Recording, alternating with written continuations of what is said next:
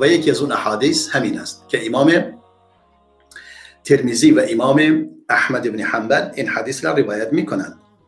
انس بن مالک میفرماید رضای خدا بر او باد، میگه مجدی گفت ای رسول خدا، آیا من شترم را آزاد کنم و بر خدا توکل کنم یا اینکه شتر را ببندم بعدا بر خدا توکل کنم؟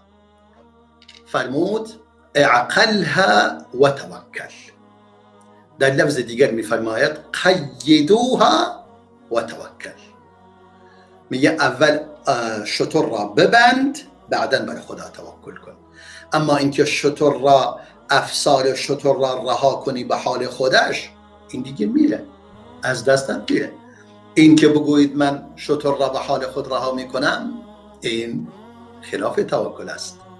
پس در این حدیث به صورت واضح و روشن و حدیث دومی روشن شد که انسان مسلمان باید از اسباب استفاده کند بعداً بر خدا توکل کنند.